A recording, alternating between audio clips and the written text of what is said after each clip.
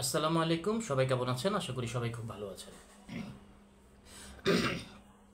আমাদের দেশের প্রেক্ষাপটে যে দলই ক্ষমতায় আসুক না কেন, সে দল মনে করে এই ক্ষমতা তার, এবং তখন তারা ভুলে যায় যে জনগণই সকল ক্ষমতার উৎস, এবং সে 5 বছরের জন্য নির্বাচিত হয়ে ক্ষমতায় বসেছে এবং জনগণ তাকে ম্যান্ডেট দিয়ে বা নির্বাচিত করে তাকে ক্ষমতায় বসিয়েছে। তো সে জনগণের সেবক হিসেবে কাজ করবে, এটা তারা বেমালুম ভুলে যায়, এবং ভুলে যে তারা যত রকমের অন্যায়, অবিচার, দুর্নীতি, লুণ্ঠন যা আছে করতে থাকে। এবং তারা মানুষের সেবা তো দূরের থাক, সেবার কথা ভুলে যে মানুষের সাথে যত রকমের অন্যায়, অবিচার, লুটপাট, খুন, ধর্ষণ, এমন কোনো হীন কাজ নাই যেটা তারা তাদের ক্ষমতাকে পুঁজি করে না করে। এবং আমাদের দেশের একটা ব্যাপার হচ্ছে যে আমাদের দেশে যেই ক্ষমতায় আসুক, তাকে নিয়ে যতই সমালোচনা হোক, যত কিছু হয়ে যাক, তার ক্ষমতায় ধরে থাকতেই হবে।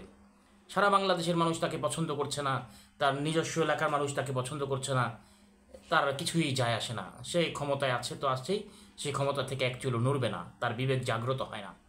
তো একটা নিউজ আমি আপনাদের আজকে এখন পড়ে শোনাবো। আজকের নিউজটা আজকেরই। এটা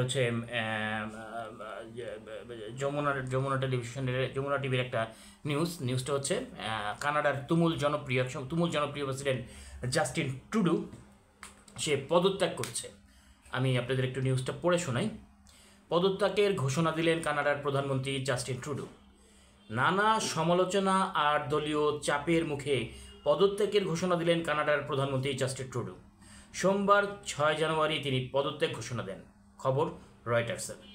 জাস্টিন ট্রুডো জানিয়েছেন তার দল নতুন নেতা নির্বাচন করার পর দলীয় প্রধান ও প্রধানমন্ত্রীর পদ থেকে ইস্তফা দেবে তিনি 9 বছর ধরে কানাডার প্রধানমন্ত্রী হিসেবে দায়িত্ব পালন করছেন।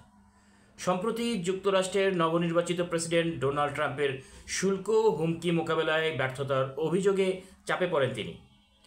দেশের রাজনীতিতে অনেকটা কোণঠাসা হয়ে পড়েছিলেন ট্রুডো। বর্তমানে তার জনপ্রিয়তা অনেকটাই হ্রাস পেয়েছে।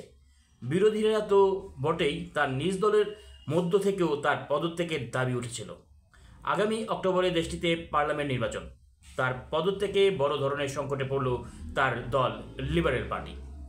তো এটা কিন্তু আমাদের জন্য একটা শিক্ষণীয় ব্যাপার হতে পারে। কিভাবে ব্যাপার হতে পারে যে জাস্টিন ট্রুডো কিন্তু খুবই জনপ্রিয় একজন প্রধানমন্ত্রী, এবং শুধু কানাডা নয়, কানাডার বাইরেও পৃথিবীর বিভিন্ন দেশের মানুষ তাকে একটা আইডল প্রধানমন্ত্রী হিসেবে দেখে, এবং সে খুবই অমায়িক, খুবই ভদ্র একজন প্রধানমন্ত্রী, এবং কানাডার প্রধানমন্ত্রী ভদ্র হওয়াটাই স্বাভাবিক। তো আমরা কিন্তু তাদের থেকে শিখতে পারি যে তার জনপ্রিয়তা হ্রাস পেয়েছে, সে হয়তো কিছু কিছু ব্যাপারে তার দলের লোকজন তাকে পছন্দ করছে না, তার জনপ্রিয়তা তুমুলভাবে হ্রাস পাচ্ছে। তো সে মনে করেছে যে না, আমার আর প্রধানমন্ত্রী থাকার দরকার নেই, আমি পদত্যাগ করি।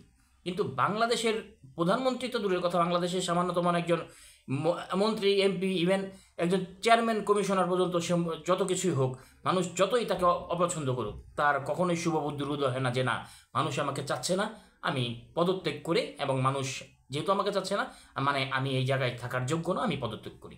এইটা বাংলাদেশে হবে না। বাংলাদেশে আমার ক্ষমতা একবার আমি যখন বসছি, যেভাবেই হোক আমাকে ক্ষমতাকে কুক্ষিগত করে রাখতেই হবে। তো এই যে ক্ষমতায় কুক্ষিগত করে রাখার যেই এই প্রবণতাটা আমাদের বন্ধ হোক, এবং আমরা আমাদের দেশের রাজনীতিবিদরা প্রকৃত অর্থেই জনগণের সেবক হয়ে উঠুক, এই আশাই ব্যক্ত করে আজকের মতো এখানেই শেষ করছি। ধন্যবাদ।